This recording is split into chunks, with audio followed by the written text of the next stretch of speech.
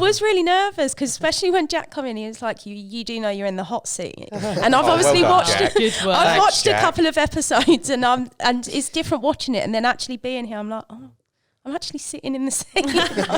Yeah.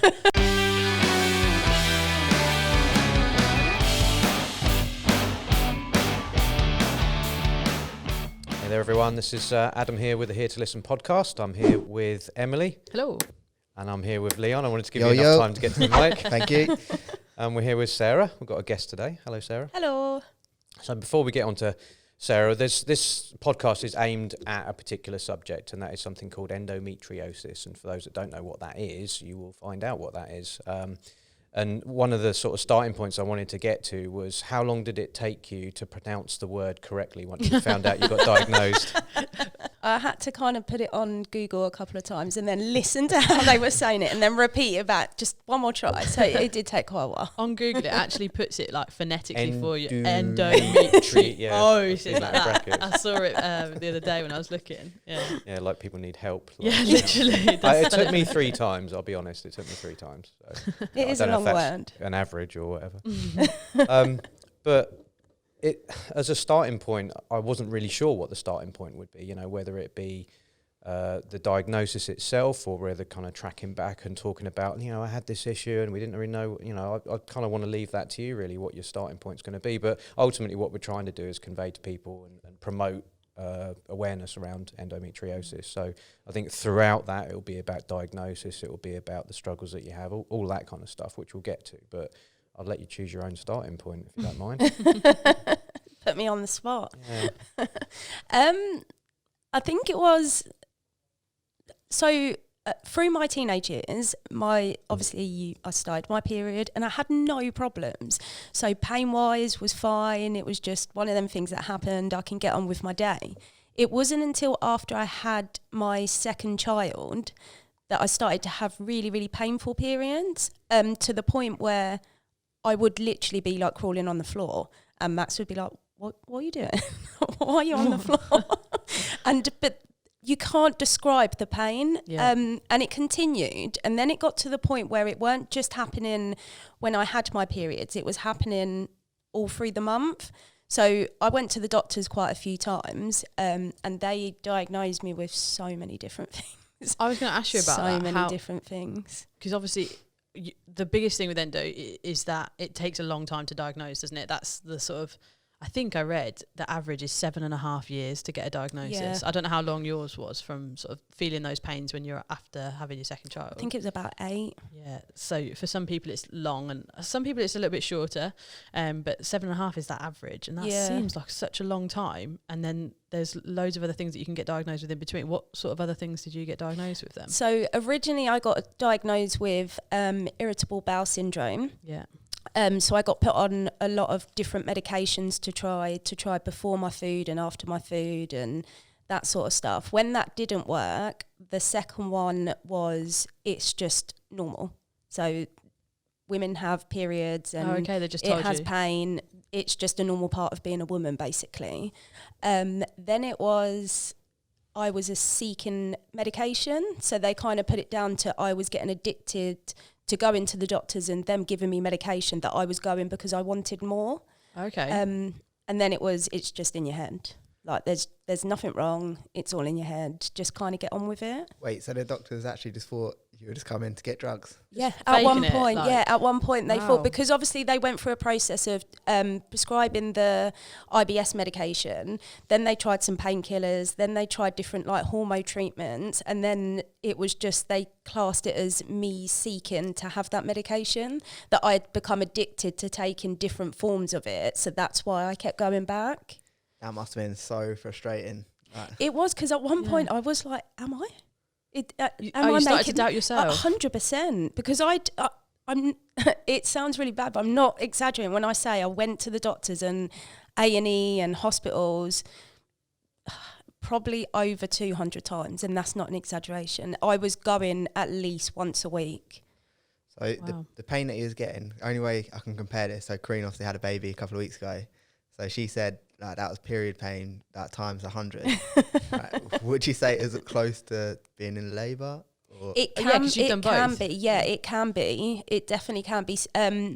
Some months are different to others, but when it really flares up, it can be what I would describe as experiencing contractions. yeah, and seeing Corrine go through that phase,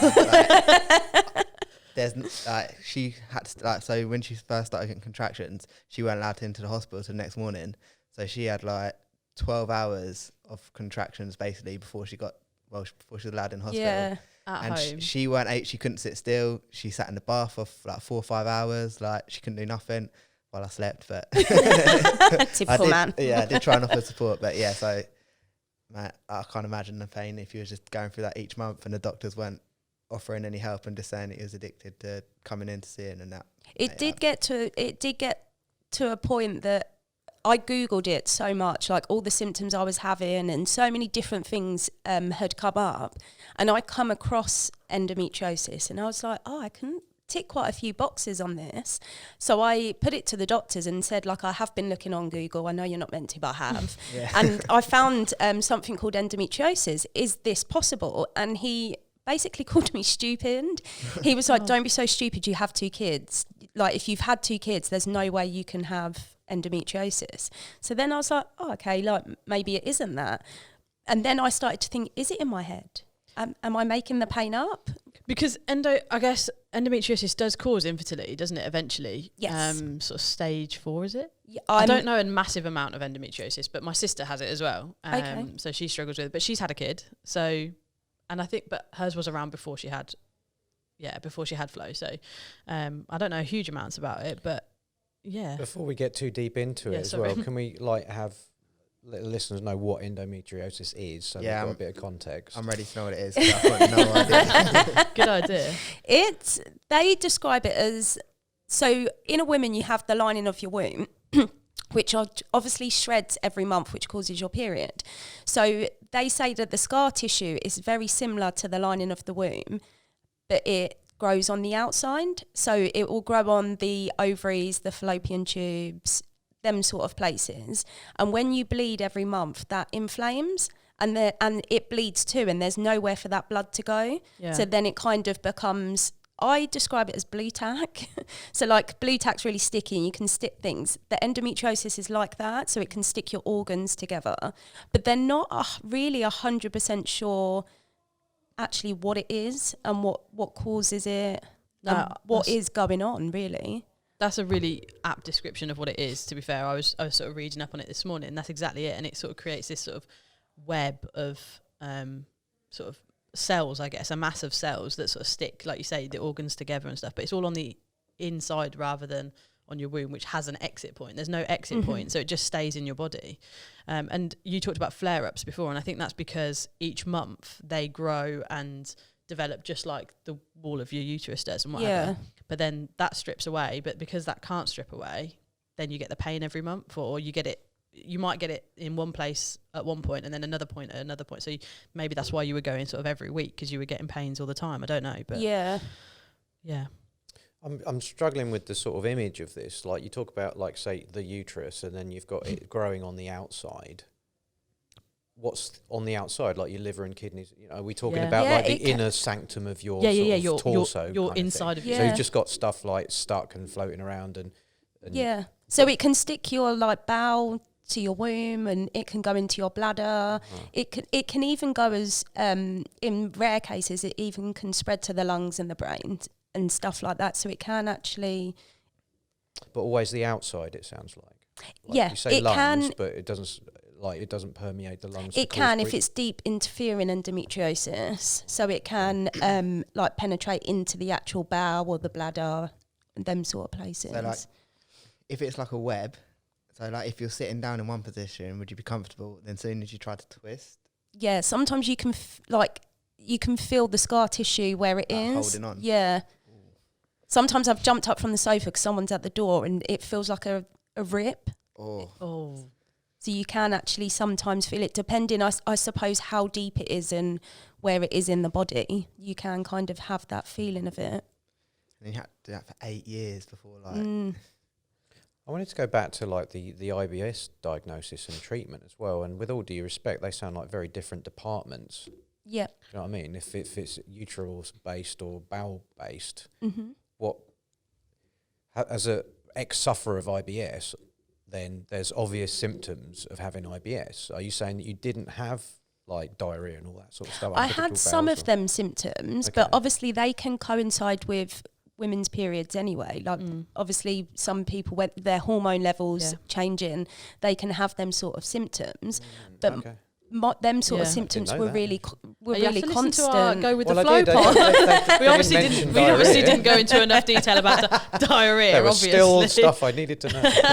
But the other thing is that it may have been that actually the web had sort of made its way to touching maybe the outside of the bowel, and actually that could cause IBS symptoms, couldn't it? Which I did find out mine was on the bowel, so which was causing them type of symptoms.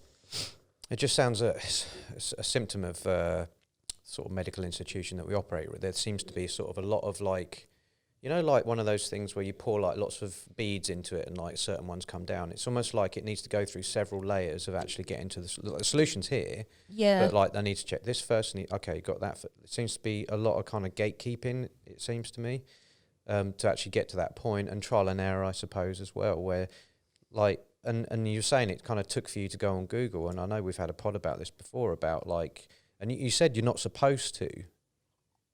I don't know if that's strictly true, because obviously you need your diagnosis to get your treatment. But when you're looking at a web page and there's sort of 10 things and you've got 8 of them, then maybe that's like you're in the right direction at the very least, kind of thing. And I've often wondered what it's like for doctors when they kind of, you know, get presented with that, which I'd like to get back to actually. You've presented this like, I think I've got endometriosis, and what kind of reaction did you get from them at the time? It was like, no. You've got 2 kids, it's impossible. You wouldn't have it. Okay. But I think because there's not enough known about it, there is even some doctors that just don't understand it themselves. So they kind of think, oh no, endometriosis causes infertility, which it can do. But in some cases, that's not always the case. Well, yeah, exactly. Like my sister had endometriosis before she even thought about trying to conceive, probably. And then when she found out, that did speed her process up probably a little bit. She thought, no, I do want to have a child. I'm going to do it like soon. And she did fall pregnant, but she had to have all sorts of hormone treatment. Because she had her diagnosis of endometriosis, they knew that they could do something. So she had some hormone treatment that I think effectively, possibly, maybe I'm doing this wrong, but like put her into a state of sort of menopause or whatever, or it stopped her periods in a sense or what have you. And then she managed to fall pregnant through the normal way, which is great. And then since she's had flow, since she's stopped breastfeeding and doing the sort of the process of looking after a baby internally and then externally when it's out, it's all sort of started to come back, and she's had more hormone treatment since, and there's a chance that she'll end up being infertile. And so she's blessed and lucky that she's had flow already. But yeah, she's in a place where she doesn't know where it's going to go for her either. I think she's sort of stage 3 at the moment. So after the doctor said, no, you're stupid, you don't have, and I can't even say it. I'm not Go even on, give it a try. Endometriosis. That's it. So yeah, what was the next step? And when you did find out, did you go to the doctors and be like, I did have it? The next step after that, it took me a long time to then want to go back, because to me, I was so sure that this is what I had, because the symptoms that I had read added up so well with what I was experiencing. So when he said, no, you've got 2 kids, it's impossible, I was just kind of like, oh, so what have I got then? Is it something really serious? Is it in my head? So I spent a long time just kind of battling with trying to ignore the symptoms that I had. Like, so I'd have I haven't got the pain, it's in my head. Or nope, they said it can't be this. So it took me a while, to the point where it got really intense. So I weren't just having that pain when I was having a period, I was having it continuously. So it was all the time, no matter what time of month it was. That's when I went back and I was kind of like, no, like I need something sorting out now. I can't keep going on. And that's when they offered me the laparoscopy. Which is? Yeah. We all just went.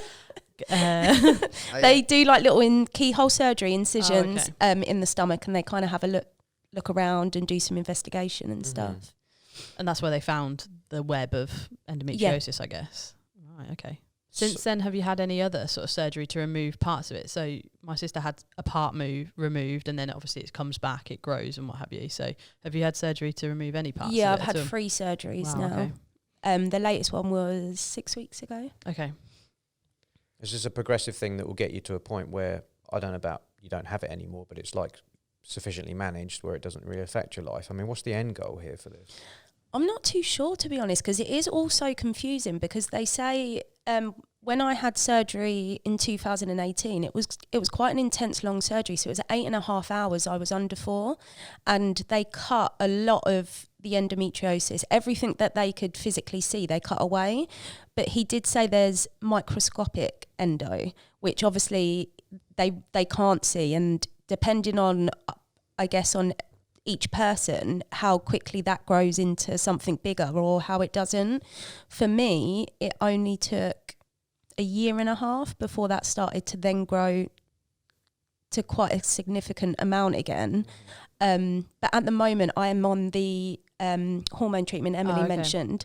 So I'm in a chemical menopause at the minute. So it kind of shuts all your ovaries and your hormones down. Right. To see if that kind of helps. What kind of effect has that had on you? Oh, they're awful. Oh no. Obviously, it affects everyone differently, but for me, like the hot flushes, the moodiness, my bones, like I feel like I'm about 60. Oh, really? My bones get really, really sore, like my joints, because it can cause osteoporosis. It's one of the side effects of having these type of injections. But pain-wise, it's been amazing. It has really helped with, obviously, the stomach pain, and I haven't had a period for about 1 year now, because that's how long I've been on the injections for. So on that side of things, it does really help, but obviously it just comes with its own new set of side effects, I guess. Yeah. It sounds like you're kind of willing to kind of take those over Oh, the yeah, pain. definitely. Like, yeah. Yeah, I guess they'd come eventually for everyone. Well, for us anyway. Yeah. So I guess they're better than the pain that you're in. Yeah, definitely. Riding around on the floor is not how you want to be, is it? No. So you're able to kind of have a sort of semi-normal life at least and do what you need to do? At the moment, so I started the injections in January, and it's my pain levels. The odd time I might get the odd pain, but other than that, it's been completely different. But the only downside is you can't stay on these injections too long. Mm-hmm. So I've been on them 1 year now, and I had my last injection in September, which will see me until December. But then after that, I can't have any more. So what's the plan for after that? If it's not too personal, have you already had a hysterectomy, or no? Is that the next sort of step? Okay. Yeah. So the injections are initially to control what's going on, but they're still removing your womb. So. Yeah, because with the injections, the actual injections are actually a cancer treatment. Mm-hmm. They are used for women with breast cancer and men with prostate cancer. It did pop into my mind the way you described it. It just sounded really aggressive. Do you know what I mean? Yeah. And like there are people going in and cutting it out. I can see it linked to that. Yeah. So the injections are ideally meant to see the endo and kind of shrink it and stop it from growing anymore, because it suppresses your hormones and you're not ovulating and everything's kind of shut down. In their eyes, there's no chance for the endo to grow. But obviously when you stop taking them injections, you're kind of going to be back at square one. So the endometriosis is then going to start growing again and flaring up. So they said maybe a hysterectomy is a good idea, because obviously that takes that away. Mm-hmm. But then, because there's no cure for endometriosis, I could go through that and it might not necessarily work at all. Mm-hmm. You seem quite casual about it, I'll be honest. Like, I don't know if it's just because you've like dealt with it for so long, but I'm also not hearing any particular resentment towards the medical profession. I can't help feeling that I would have that, of like, hang on a minute, you told me this, I found out that. Oh, and now you're treating me for that kind of thing. Yeah. I'm wondering why that is, I guess. I did for a long time, obviously going to the doctors, and they kept saying it was in my head. And when I first got my diagnosis, I was like, I knew it. Like, I knew something was wrong. So for a long time, I did sort of kind of resent them. But then I've done a lot of my own research on endometriosis.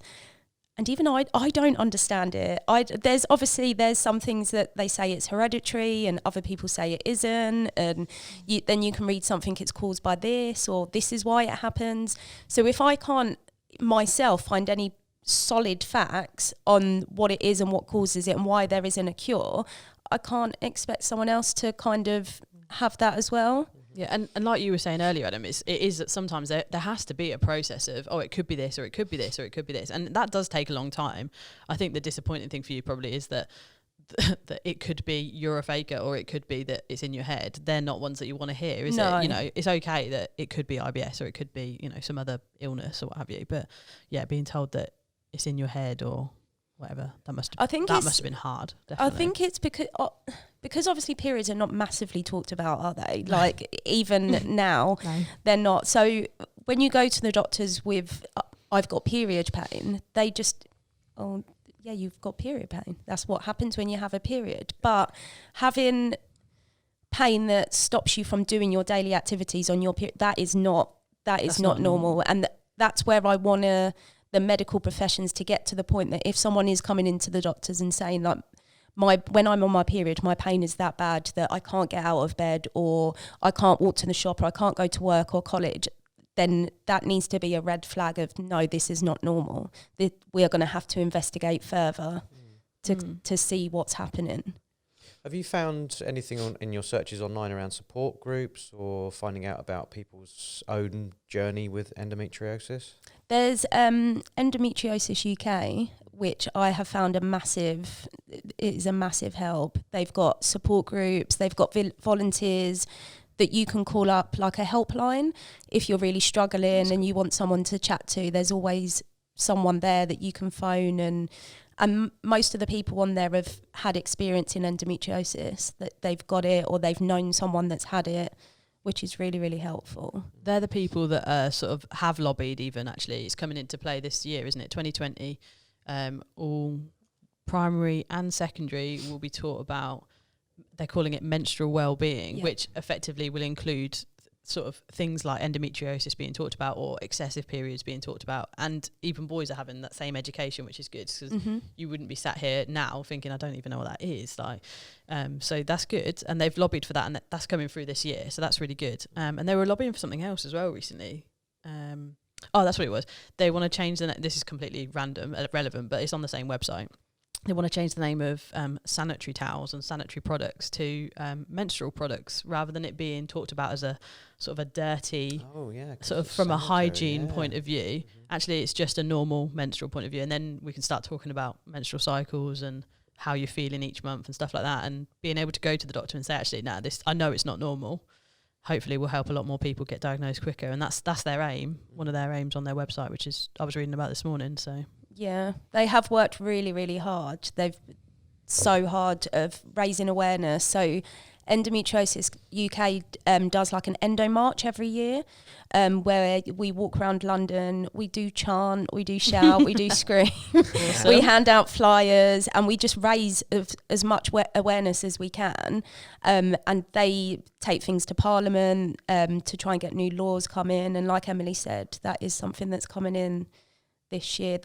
It's only in England at the moment, but they're trying to get it in Wales, Scotland and Ireland as well. Cool, that'd be good. I'd be fascinated to see what the education approach is. I think you mentioned that earlier in the last one.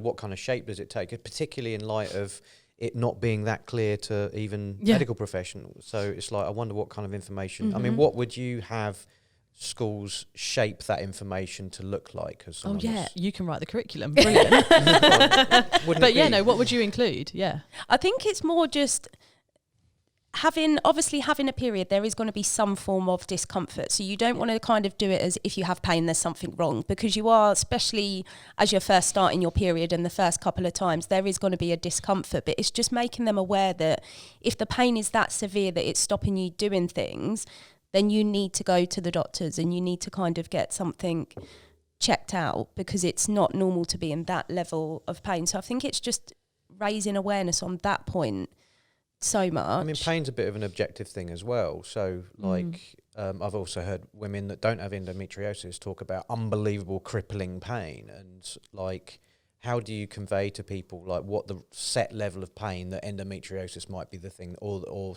seeking doctor assistance, like, because your massive pain might be different to say Emily's massive Yeah, pain. so I actually did have really bad period pain when I started my periods. Crippling, on the floor, in agony every month. For how long? I've got to know. Ooh. Like, is it like an hour, in or is it terms like of- an 8 hour stretch of like cripple? Like, At least an hour before, but I'd always have. My dad was a paramedic, and he would give me some sort of pain relief. Probably off the record, he's definitely going to get in trouble. No, but he would give me pain relief, and he would. A lot of pain can be managed by breathing techniques, which is something that I've only learned sort of this last couple of years when I had my gallbladder pain, which was about the same, if not worse, probably just different intensity. A lot can be sort of done with breathing, so you can get through stuff. But yeah, at least an hour writhing on the bathroom floor because I was getting hot and just I needed somewhere cool, and that's what I did. But I did go to the doctor because it was painful. But what has worked for me is that I'm on a certain type of pill which stops my periods each month, and that works. Obviously, I don't get any pain because I haven't got the periods, but whether there's more going on, I don't think I'll ever know because it's under control at the moment. So whilst it is, I guess I wouldn't ever know because I wouldn't go back. But is there anything additional to the pain that would be a sign? Like you mentioned, like if you twist a certain way or anything like but that. I suppose so obviously, or it's like lower abdominal pain. It can be in your back. So like painful sex. So if sex is really painful, lower back pain, lower abdominal pain, pain when weeing or pain when pooing, they can all be sort of symptoms of having endometriosis. So stuff that you wouldn't have if you had your period. No, so Right, none okay. of those things Okay. generally you'd have any. I didn't have any issues with when I had the pain. So I could probably rule myself out of having endometriosis, especially by now. I think I would have been diagnosed by this point, but I think that's what you're saying, isn't it? Though, is teaching that there are symptoms that match endometriosis. There are symptoms that match with sort of bad period pain, and that can be managed too. And then you'll have heavy periods which will hurt a bit, but then you won't have them next month, and that's fine too.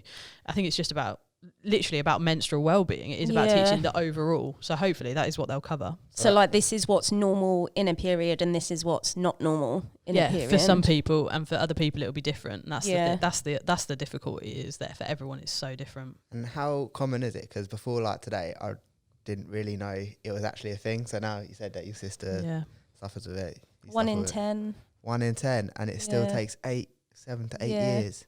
Oh my God, that's crazy. Yeah, it is actually really common. Yeah. Really common. But there's still some people that I speak and they're like, Endo what? Like, what is that? But then there's other people that I would speak to and then they're like, oh yeah, my sister has that, or my auntie has that, or I've got that. So it's sort of like split down the middle. I wonder whether there's probably a generation of people that have gone without being diagnosed with 100%. endometriosis. You know, there'll be people that are now in their 50s, 60s who have started the menopause naturally, who have then lost any symptoms that they may have had, and they may have just managed to, however they've done it, but get through it, or think it was normal each month, and actually it wasn't. Yeah. And So perhaps they've been I missed. suppose, like you're saying, people don't like to talk about No. No, they menstrual cycle and don't. stuff. So Yeah, especially back sort of 50 years. What you is the wouldn't. resistance to that? Because you've mentioned that so many times. And Honestly, I don't know what the resistance is to it. Not that I'm not a particularly open person generally, but I'm happy to talk about, because for me it's science, but I know for other people, I think for other people they think it's icky because ultimately blood is coming out of you. I can understand that being like a real old school, 50s wife in the kitchen, she deals with that. But I kind of got a feeling that we've moved on from that. I think it still sometimes follows down from generations though, doesn't it? Like you still I don't know, say your nan, it's something that she might not have spoken about to her parents, and then she will follow that through to her children, and then that's going to follow through, and then I think it just kind of, and because obviously only until like hopefully recently this is going to start, but it wasn't really taught in schools. We had obviously like a touch upon sex education, but there was nothing really spoke about in depth about having a period, what you're going to experience, how you might feel. It was literally nothing like that. So it was just that you would have one once a month, and then you'd have to be careful at certain times of the month not to get pregnant. That was the conversation. And I feel like as males, like we're not going to be in those, like a random female or a female that you know as a friend it's probably not going to come up to you and speak to you about their menstrual cycle. No. How was your period this month? Yeah, I'd probably only hear, like, the only person I'd really speak to maybe is Corinne. She's like, oh, it's like, it's hurting. And Yeah. or like, I would just be aware that she's on it. Like, but no other girl would, she would never come up to me and like, or like someone I work with or whatever, they would never talk about it. Like, Yeah. whether it's painful or not. If they're suffering, they're more likely to confide in a female. Is that right? Yeah. I guess so. Yeah. Like, you would speak to your mum or sister or something like that, I'm guessing. You wouldn't speak to maybe your brother. I don't know, you might do. No, I don't. No, I've got actually- a brother. I don't say I ever. And he was the only brother we've got. Like, there's 5 of us and just 1 boy and 4 girls. Oh, And bless him. He must have. I was probably really thankful that you didn't all come and talk to me about his But yeah, periods, no, we never. It wasn't anything. And then I suppose, like, even Max said, when I got with Max and I was having the problems and I'd speak about it, he was a bit like, are you meant to be having this conversation with me? Okay. Like, do I want to be involved in this conversation? So I suppose, like, it is. But I think that will be the good thing where they're bringing it in, they're teaching it in schools, and it doesn't matter what gender you are. Yeah. It's going to massively help, especially males in the future, whether they have female partners or whether they have children. And obviously it would help them be able to speak to their children about it, or even understand what their daughter may be going through when she starts her period, just to have that little bit of understanding instead of being like, it's just a period. Yeah. Did you have male or female relations that were part of your own education about periods and what's coming up and being a woman? Because you say schools, education, great, but isn't there also a case for maybe families being involved in that as well? Because I think if they're not involved, it suggests an element of shame, like, oh, I'll just kind of, let you deal with that. I don't know what kind of thing that might communicate, but I think, to be fair, I think my dad was more involved in my sort of menstrual cycle, if you like, because of his medical background. But I don't know if that is the case for everybody. Although on the last pod, Sam was talking about how she sort of told her dad first, even though her mum was there and it was an option for her to talk to, she chose her dad. Although Steph was at her dad's when she first started her period and she just covered it up and left, basically. So I think, I think it depends on the person, it depends on the family and what have you. But I think generally the education would come from your mum, generally, because she's been through it, I guess. Has it given you pause for thought as well with having a daughter about what your approach might be? Oh, definitely. I'm so much more open with Mia about it than my mum was about it with me.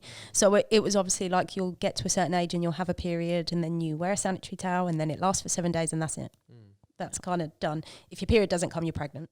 It was that is your education. Oh, okay. Just kind of basic, this is what happens. It wasn't ever spoke about if it would be really painful, if it would be heavy, if it would not, or anything like that. It was just like your basic information.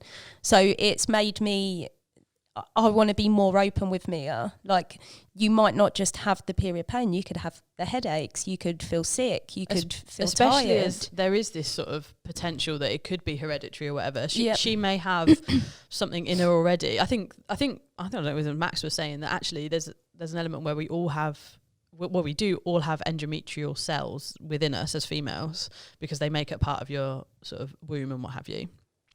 So I think it will depend on whether they spread to the outside or whatever. But yeah, she could already have that sort of within her. That means that she might struggle with her periods. So I'm going to take a little bit of a male perspective of this. Yeah, do it. Again. So might as well.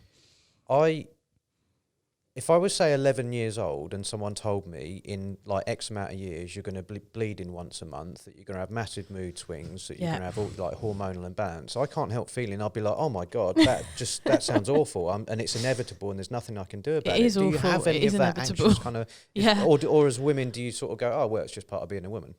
I think that's mixed. So for me, if you was to tell me that for whatever reason my pill had been swapped out this month and I was going to have a period, I'd be livid. I'd get so frustrated with the idea of it coming and being inevitable and the pain and all of that. Yeah, it does make me anxious, definitely. And it always did. And I think that's because my pain was quite bad. But yeah, I definitely don't like to have them. It's hard because, like I said at the beginning, when I was a teenager and I started my periods, I had no pain, and it sounds really bad. Like my little sister would be like, "Mum, can I have a day off school because I'm really bad?" And I was that person that would be like, "Are you being serious?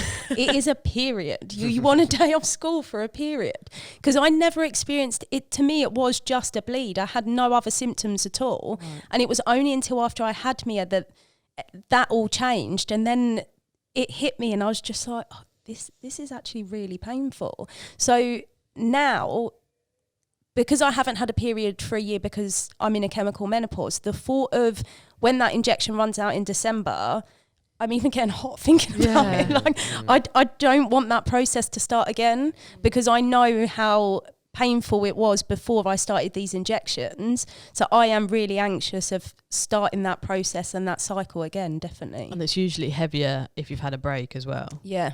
So yeah, it will hurt more, or even just it will be more bleeding, which it inevitably hurts more. Yeah. So have there been any conversations about diet? Yeah, I was going to ask you that. When you talked about IBS and stuff, did they make you change your diet and stuff like that? They never. Well, not make you. So not like. So my consultant, like I'm under a consultant-led care, so none of the consultants have ever said anything to me about my diet at all. The only things I've heard about diet is research. So I'm on a lot of endometriosis groups on social media, and there's massive information about diets. And then I recently went to a chiropractor, and he mentioned like certain foods that are going to trigger. So you've got certain foods that will inflame the endometriosis. So maybe cut out them foods. Such as? Yeah, sugar and carbs. Sugar. Gotta be. It's definitely sugar and carbs.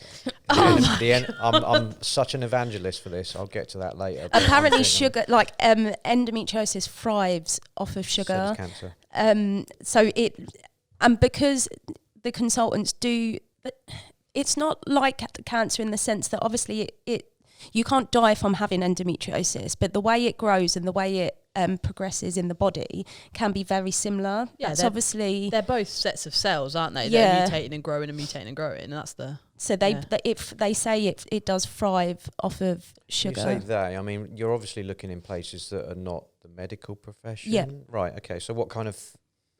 I'm not asking you to necessarily validate it, because I like getting loads of info from whatever source works. But have you got any sites that you go to that you've sought advice? Is it the endometriosis sites that have specifically? So they're more sort of like groups that I think someone said, like there's a group of people that have had endometriosis, and they have set up a Facebook site, and there's millions of followers on it, and they will put like, I've spoken to this person, or I've heard this change in the diet, or there's some people that have tried it and have had incredible results. There's loads of books on Amazon called the Endo diet. There's so many books that you can buy.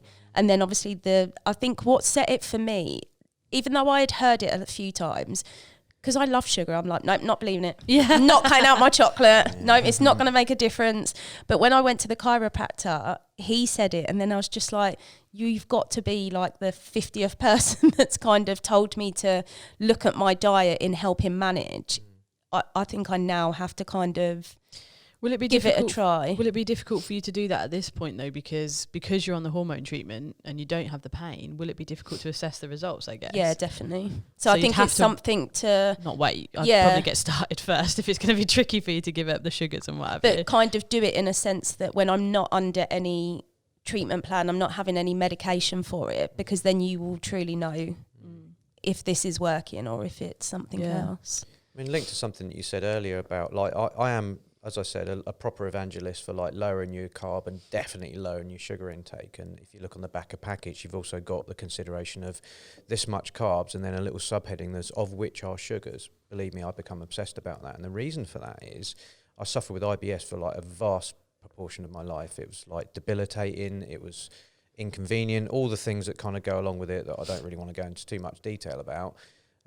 But it got to the point where I wasn't really living, do you know what I mean? I was afraid to kind of practically leave the house at certain points without putting certain conditions, you know, all the stuff that goes with that. I found support groups and all.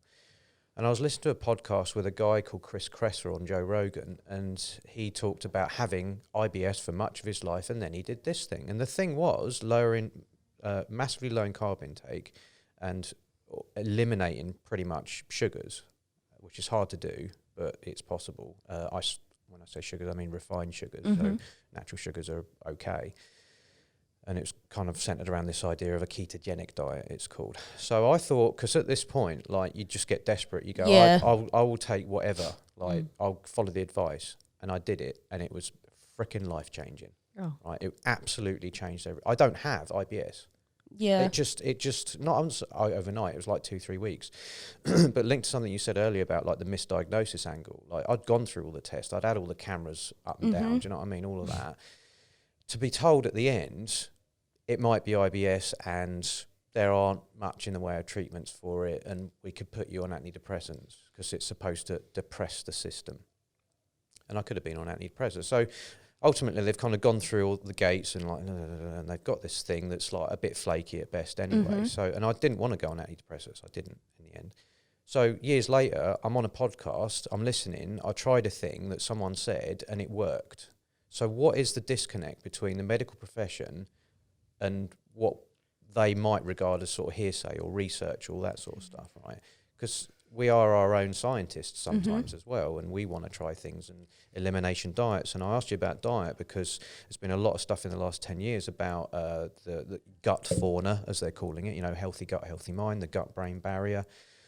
What you put into your system ultimately is how your body survives. Yeah. And unfortunately, we've been sold a lie, I reckon, back in the day, where it was like, have a balanced diet of carbs, of sugar, of this or that, and then you look into more detail about I'm going to go real conspiracy theory here, but there's evidence in I think the New York Times, they did a profile specifically on this about industries like Coca-Cola Company commissioned research to make sure that people understood, or perceived understood, that fat was the bad thing. It wasn't sugar, it was fat. Fat's bad. So this is this huge explosion of low-fat Weight Watchers products on your, all of that on the shelves for decades. And I'm on my high horse here, but I'm absolutely convinced that sugar is the devil. And this is not to say that I don't dabble now and again. I'll kill we love his Ben and Jerry. I'll kill a pot of ice cream. But the thing is, like, after I did all the eliminating stuff, I started creeping it back in just like once a week. I have like a blowout once, like Saturday or whatever, or Friday. And that's fine. And there's a little bit of like with my system, because maybe it's not as strong, but the result is that I'm able to do that now. And and I'm not a medical professional. I just found the right information, and here I am, and it's been life-changing. And I'm thrilled that I've resolved this thing that used to be... I mean, I'd go on forums, and it gets to such a stage where people are killing themselves because they just cannot deal with it anymore, and I was definitely on that path.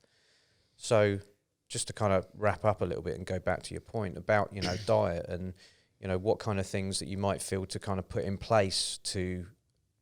I mean, there's no treatment exactly. You're having things carved out of you, and that doesn't sound like treatment. I think it's hard because when it comes down to like someone saying you can change your diet and it can change, like you could feel amazing, the pain could stop, the endometriosis might not be as bad.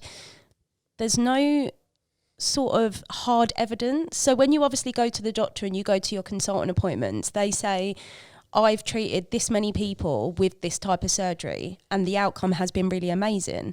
There is obviously a small percentage that it might not work, but the majority of the time it works. You kind of go with that because they've said that they've treated 50 people before yourselves and the results have been really good. Whereas when you look at the side of diet and cutting out sugar and stuff, there's no actual... Do you know what I mean? There's no actual hard evidence to say... It's just not taught in Western medicine. Yeah. That's what it is. Yeah. So it's not been researched, I imagine, as well. You know, someone hasn't actually taken the time to go, this is our group that have got endometriosis. This is, do a proper research topic on it. Well, it's my understanding from an American point of view, the guy that I listened to in America, there was a significant amount of research done. It's just a case of whether that carries over or whether it's... Because I also think that it's the responsibility of the medical profession to commission the research as well. If they've got an idea about something, but then money comes into that as well. So I think sometimes that gets a bit stuck. Definitely. I was just going to say that. So like in cultures and stuff like that, there's always been plants, there's always been foods that heal certain like illnesses and ailments and stuff like that. Like, but obviously then it's called like witchcraft and stuff like that. It could be going a little bit of conspiracy. And unless you can get a drug for it, it's not profitable. But yeah, that's as much as I'll say on that. It is definitely true, but there's so much, even with, like they say with endometriosis, it thrives of like obviously estrogen, but then I've read so many different things that in processed foods there is loads of estrogen in certain like hams and certain meats and stuff, and obviously that's something I consume quite often. Most of the meats you eat are females, so so when they're mass producing chickens, they keep the hens, which are like female hens, which are going to be full of female hormones. Same with cows, they kill all the males, and then you get fed the females as so it would be like full of meat. Okay, so estrogen. Now you need to cut out your meat and your carbs and your sugar. I don't know if that's definitely true, but I know that's vegetables, how the industry it works. makes sense to something that I read, that a lot of like hams and meats that you eat are full of estrogen, which can then, but I think it's just about not going, do you know what, I'm just going to cut everything out and just eat. It's just about just trying different things and see what works for, because what works for me might not work for someone else. So I suppose it's just kind of experimenting a little bit. Yeah, definitely. I think it does all come down to yourself. If you want to make a change, if you want to start to feel better, and you've gone through the process of surgeries and different types of medications and nothing's really working, I think sometimes you do have to kind of think like, it's now time that I try and do something myself, instead of relying on the doctors and the consultants telling me, have this tablet, have this surgery, have this injection. I think sometimes you just have to sit back and think, maybe I'll try something different and see if it works. Take a bit more control of your own recovery. Yeah, definitely. I mean, going back to what I said earlier, I'm not here sort of attacking the medical profession. I believe they're existing within a system that allows them to do a certain amount, and probably something else they're not allowed to do. I don't know. It depends on the system. But I mean, one of the things I have heard is how little time they actually spend on diet and ongoing diet research beyond their MD qualification. MD? Yeah. All right. Yeah. Yeah. I think it definitely is going to play a part. When I look at myself, so I had my first surgery where they lasered the endometriosis, which then I've now heard it can make it worse. So they say the best form of treatment is excision, which I had, which was a very, very long time me going under. But then it was literally a year and a half. And then when I went through, so I got referred to a different hospital. And when I went to that hospital and I had an MRI, they said, you have severe, deep interfering endometriosis. And I'm like, how? Yeah. I know there's no cure and there's a chance of it coming back, but within the space of like a year and a bit, how could it have got so bad? Yeah, how were you in there for 8 hours? Yeah. You removed whatever you've removed. Like, what have you been doing all that time? Yeah, I know what you mean. And you've said like you've took everything away, and obviously there is going to be microscopic endo, which they can't see and remove. But how did it grow so aggressively in such a short space of time, to the point that so when I had my last surgery, I'm actually worse off than I was when I had that big surgery. So when I had my surgery 6 weeks ago, he said that they couldn't do anything. So I went under for them to cut away some more of the endometriosis and remove a cyst. They couldn't do it with keyhole because it was that much scar tissue in my stomach. The only way they can do it is open surgery. So when I go back for potentially my 4th surgery, which they want to do in December, will have to be open surgery with a very high risk of having a bowel bag because of how much of the scar tissue. Apparently you've got 3 layers of your bowel, and mine's penetrated into the middle layer of the bowel. So they can try and cut some of that out, but cutting that out is going to damage the bowel. Actually leave a hole. So they said they will obviously give you a bowel bag for 6 months, let the bowel heal, and then reconstruct it after. So to me, it's amazing to think that I had that big surgery with all of that work. Is it something I'm doing? Is it the foods that I'm eating? Is it the lack of exercise I'm having? Is it the mental state of mind that I can get myself into? Are they all having effects on how much that is actually growing? Or is it just that's how fast endometriosis grows in you or in everyone? It could be different for everybody, probably. I mean, those three things you have an element of control over. You talk about mindset, and you can access support, that, and maybe make others aware around you. I'm sure you do this already, that you're approaching that time where things are getting tough. Talk about diet, talk about exercise. Those things sound to me within your control, and you can speculate how much of a difference it might make, but it doesn't seem to be any harm in approaching those three things. I think it kind of gets to a point where it took so long to be diagnosed, and I went through that period of obviously the doctor saying, is it in your head? And even people that were close to me, so even my friends, and obviously Max a little bit, and like my support network as such, my family, a lot of people did kind of like, there's Sarah in her water bottle again. Like, they didn't believe that I was in as much pain as I was trying to express that I was. To be fair, it was exactly the same with my sister. I have a fairly low tolerance for my sister's pain level. She has a fairly low pain threshold, I thought. But actually, so she went into hospital and I got dragged to go down and see her, and I was like, God's sake, like, I really needed to do something else or whatever. And I really like begrudged having to go to the hospital to visit her, because I just thought, nah, like, she's fine. Like, come on. Get over yourself. Turned up at the hospital and she was having surgery. She'd gone down to surgery, and I didn't even necessarily believe there was anything wrong with her.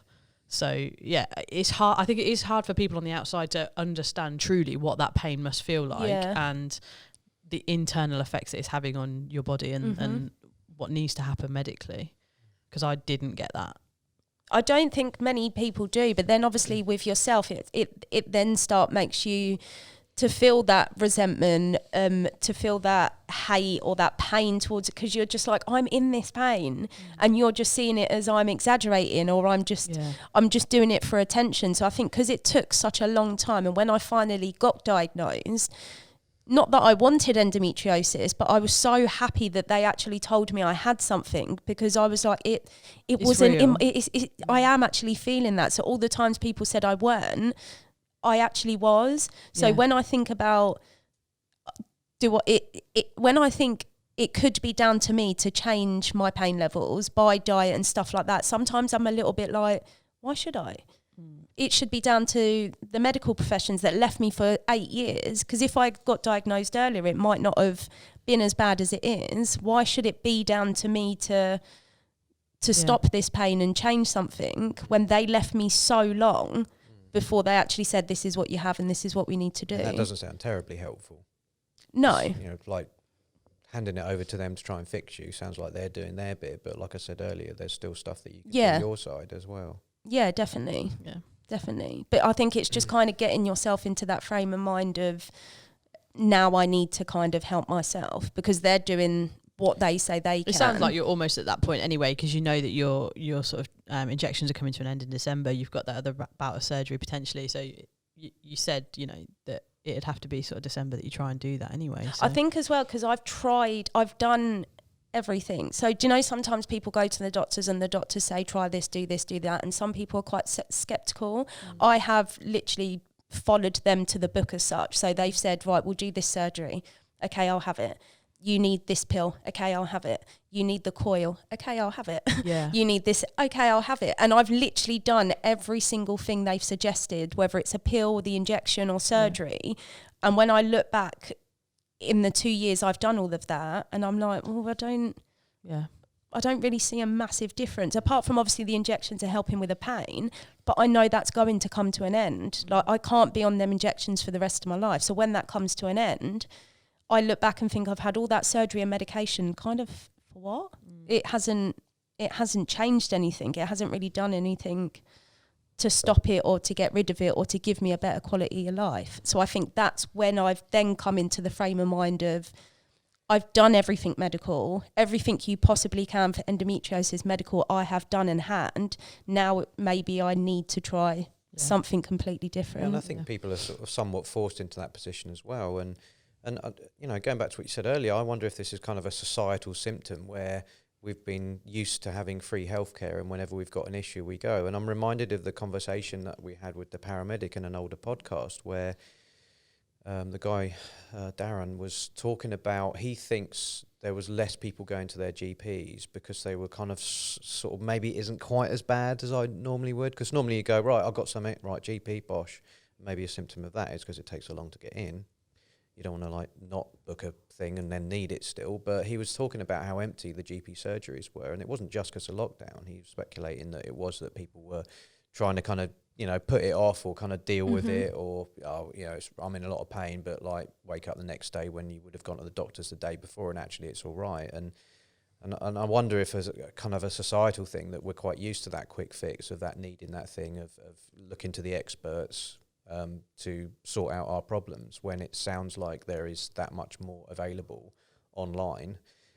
But I can also see the doctors countering that, and there's a good reason for that, because they're probably a bit like, oh, you don't know what you're going to be reading. You know, one person could tell you this, one person could tell you that, or you could try a thing and it ends up killing you or whatever. You know, that I can see the resistance to that. I understand. I think it's just about finding a balance, though, isn't it? Yeah, I agree.